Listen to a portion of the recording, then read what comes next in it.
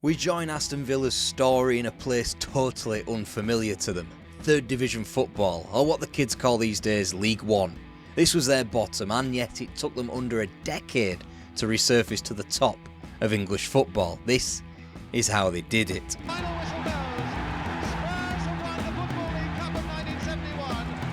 Yes, he can, but he's got a chance for a second one goal. Graham scores.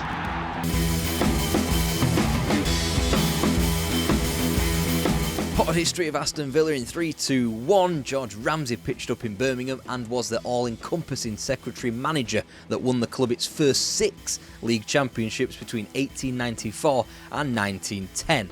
This included only the second ever double won in English football in 1897.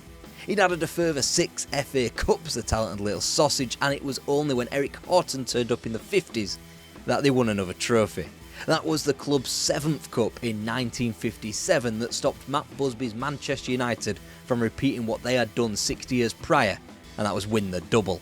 Upon the hiring of Joe Mercer in 1958, Villa would be successful again. Firstly, they'd gain promotion back to the top flight in his first full season. Then they'd make the most of an ambivalent top flight towards the newly formed League Cup by taking them to 2 of its first 3 finals. The inaugural edition in 1961, which they won, and 2 years later, well, let's not speak about that one. Despite all of that, Mercer was bizarrely on the wrong end of abuse from his supporters and resigned due to ill health in 1964. Then the descent really took hold. Dick Taylor, then Tommy Cummins, were unable to thwart Villa's slide back into the second division before what was advertised as light at the end of the tunnel in 1969. Enter Doug Ellis. The new chairman led a consortium that promised Villa the world, a flash new manager in Tommy Docherty and £400,000 worth of player, which made the club the costliest in the second tier. After a 5-3 loss against Portsmouth in January 1970, and with the third division now an insanely real probability, Ellis sacked his first manager as Aston Villa chairman. 4 points cut adrift at the foot of the table, it didn't appear that anybody could save the Villa now.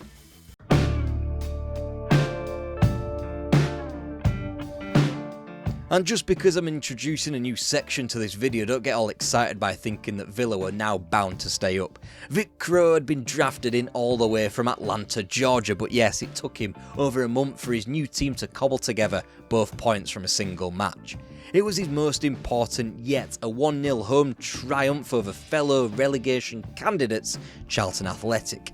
Crowe's first victory still left the Villa bottom of the pile, but with a glimmer of hope as it kept just 2 points the distance between themselves and Preston in the final spot of safety in 20th. Meanwhile, Charlton was still housed in the drop zone with them.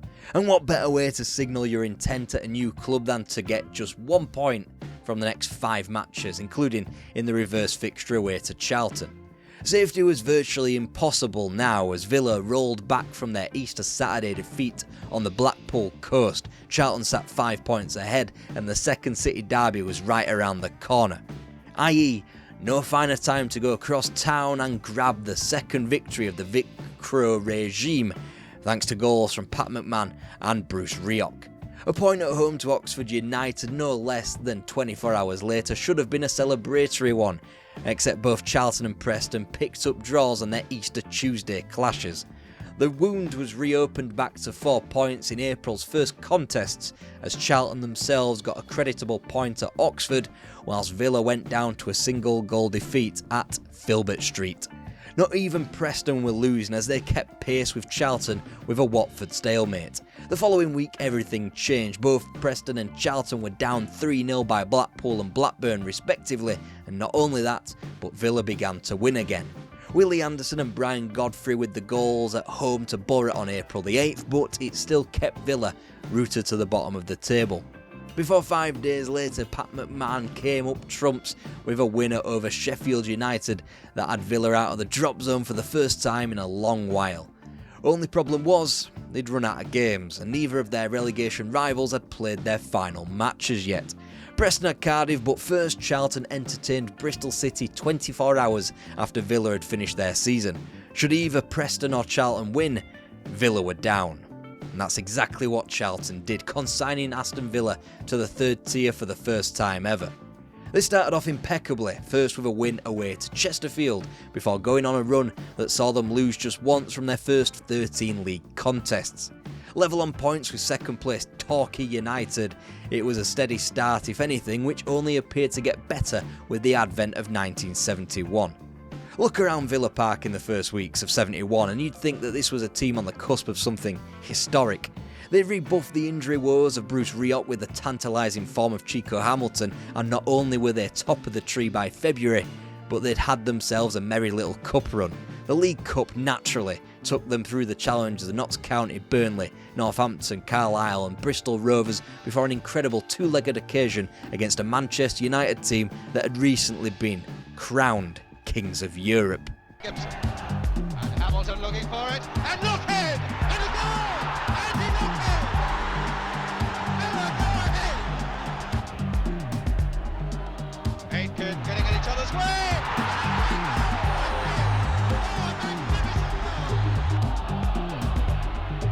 Kidd. Oh, brilliant bit of work by Kidd. It's a goal, a great goal. Lockhead, he's got it! Oh, beautifully! Henderson. McDouall, he scored! McDouall has scored for the Villa. Yeah, Villa were supposed to be languishing in the third flight of English football, and yet they were pencilled in for a final showdown with Tottenham Hotspur in late February. Nothing could halt Villa's excitement, not even the wobbles away to Bradford and Bury. They were Wembley bound. Chivers looking for it with his head, Gilsey. This must be a chance for Spurs. As Neighbour goes in. Chivers! There it is, Martin Chivers! There is Chivers now. Good control by Chivers. And he's done it again! Martin Chivers! Oh, what a goal by Chivers! The come down was massive. Level pegging with the promotion places on the day of the final had become 4th place and 3 points off the pace a full 5 weeks and 6 matches later where Villa hadn't won. A 3-goal haul over Swansea was a brief respite as Easter passed by with 1 point from 3 matches. Promotion was cancelled. They would make no mistake the second time around. They'd already got a core of the team together, signing Bristol Rovers' Ray Graydon for the wing and West Brom's Jimmy Coombs for goal. Now was the time to play some football. Hamilton is there for the return. The goalkeeper up his line. Hamilton! Graydon! And he found the gap! Davis has come for it! A little rough around the edges in the first weeks, Villa occupied a similar place in the 3rd division by the time their FA Cup campaign was thwarted at the first hurdle by Southend United on November the 20th. From then on in, however, they'd barely be stopped. Only trips to Rochdale, Brighton and Torquay were empty-handed visits, whilst Villa dropped just 1 point at home from their remaining 14 home fixtures. The signings of Liverpool's Ian Ross and Luton's Chris Nicol eked out yet more quality from an already rampaging Villa. The results, an assault on the 3rd division. A record 70 points meant an unassailable tally and promotion to the 2nd division at the second time of asking, with promotion confirmed in a 5-1 drubbing at home to Torquay. Villa came out all guns blazing for their return to the level, sinking 7 teams before October had had chance to turn up. They strutted into the month top of the pile, tight at the back, scoring enough goals and showing no signs of slowing down. Then came the slump. And here's Casper to chase this one. It's a good shot. Oh, a brilliant goal. Back into Josh Fraser. What a good goal. What a good goal. And there's Hughes. He's got a chance. He should score. One win from their next 9 league fixtures bred an inconsistency that left promotion unrecoverable. They'd failed to win in the FA Cup again, this time more understandably at the home of recent champions Everton, and by that point they'd collapsed to 5th place. Whilst a late rally of 7 unbeaten inched Villa back up to 3rd, they were far removed from the required pace to grace the top flight once again. The subsequent season followed a similar pattern. Hard to beat and in the promotion conversation in late autumn, yet firmly out of the picture thanks to a disastrous Christmas time that saw 4 losses from 5. This time there would be no late uptick as Villa squelched to a piss-poor 14th in the league, surrounded by no hope as Bristol City's has-beens Portsmouth and never will-be's Millwall. Behind the scenes, it was a bit of a shambles too. Doug Ellis replaced by Jim Hartley until he reassumed power mere days later, and come the end of the musical chairs, it was Doug Ellis with the power to appoint their next manager. To say they struck lucky was an understatement.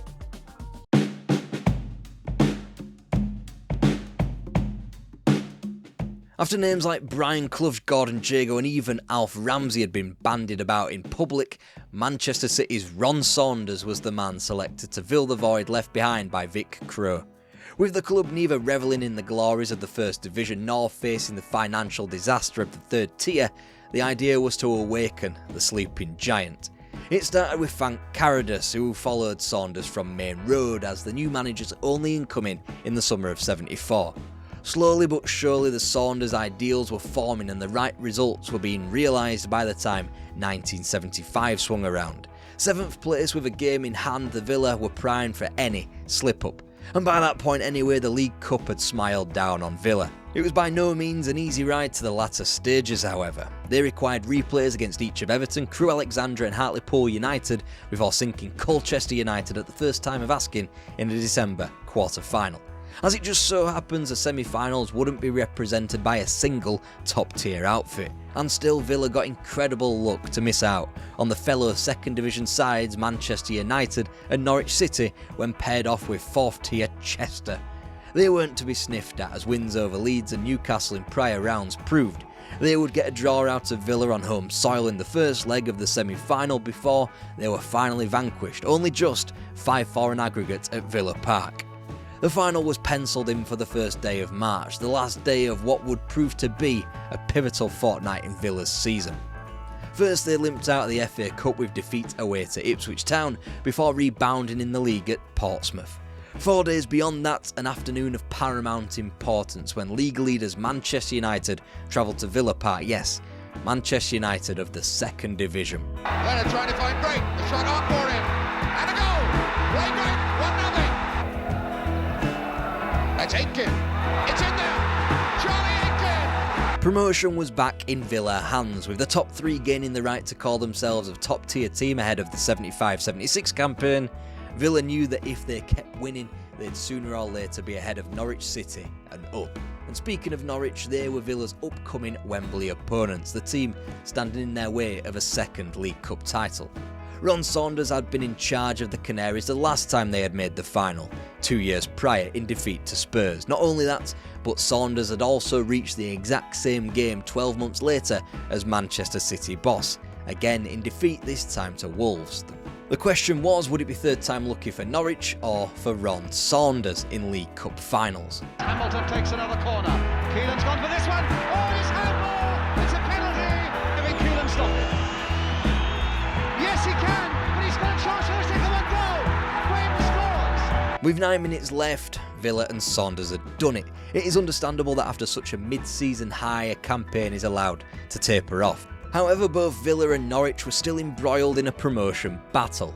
Whilst Villa were halted in their very next outing 0-0 at home to Bolton and went down to Orient 3 weeks later, thereafter they could not be stopped. Drayton again, and Sterling a lot, and it's in!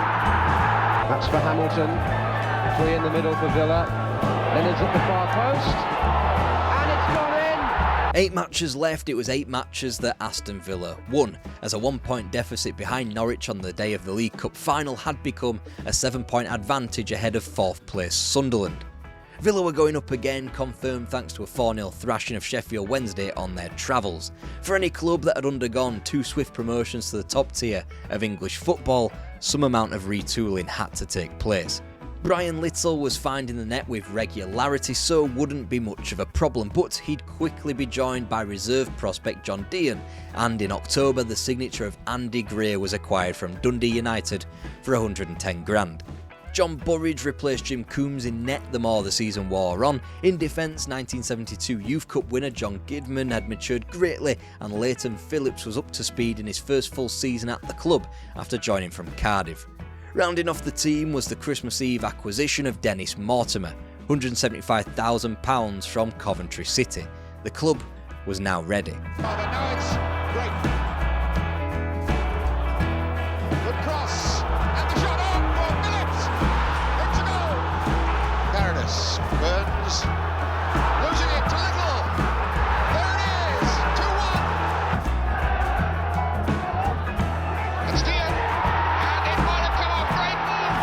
Despite ripe pickings for a team from the second division to elbow their way into a weak first division field, Villa placed 16th, only 9 points off the drop. There was to be no spice from the domestic competitions. Nonetheless, it wasn't a half bad start to life back in the big time. They'd not won a single game on the road, but had been pretty imperious at home. And they'd done so after yet more wrangling upstairs when Sir William Dugdale replaced Doug Ellis as chairman. Andy Gray had hit the ground running in front of goal, whilst Ray Graydon continued his importance to the team by top scoring with a not too shabby tally of 12 in the league. The one sadness was that Villa weren't able to imprint themselves onto Europe, losing comprehensively to Royal Antwerp in the first round of the UEFA Cup. Then again, it was Villa's first season on the continent. They'd be back stronger, and by the start of the 1976-77 season the team had started to adopt more of a Ron Saunders feel. Out were popular names of the past in Coombs, McMahon and Hamilton. In came talent like Gordon Smith and Alex Cropley. Might get to it, beaten by Watson.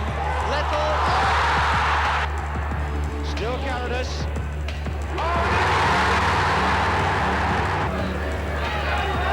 Looking for Andy Gray to jump, which he does so well. Little up too, and there's Gray. And Andy Gray does it yet again. Aston Villa now meant business. They beat all your favourite teams and were a feasible prospect of claiming silverware once again. And if only I could have shown you the 5-1 hammering that they bestowed upon Liverpool on December the 15th. Either way, Villa were only 4 points back on the Reds with a game in hand, and almost half the season had been played. Not only were they making themselves a bit of a nuisance in the league heading into 77, they were also busy going deep in the League Cup via the bodies of Man City, Norwich City, Wrexham and Millwall.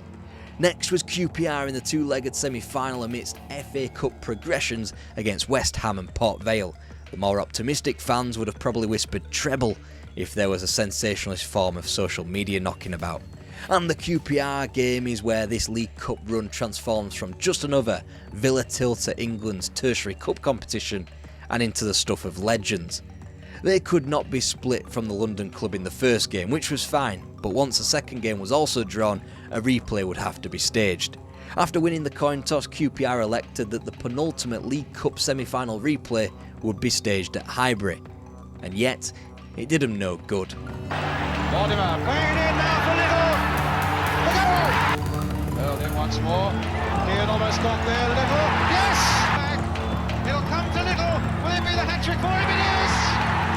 No good whatsoever, as Brian Little's hat-trick finally sunk QPR a full 6 weeks after the first leg was initially scheduled and 5 hours into the actual football. That was nothing though compared to the final against Everton. They'd meet the Toffees, who had just sacked their manager, Spurs 2021 style, bringing in Gordon Lee for Billy Bingham. Wembley was all set for the 1977 League Cup final. Villa had the chance to become the first 3-time League Cup winners, as Everton still waited for their first. These were the highlights. And the Football League Cup final is drawn, which means they've all got to do it again. What Villa had done so consummately only 5 weeks prior in the league, they could not do when the lights were at their brightest. 4 days later they'd reconvene up at Hillsborough, and at least this one had goals. First time the League Cup final was in need of a replay or two. Bob Latchford eventually forced an equaliser. Extra time and another replay at Old Trafford. It was the final that would not end, and Aston Villa had finally ended it after 5.5 hours of football.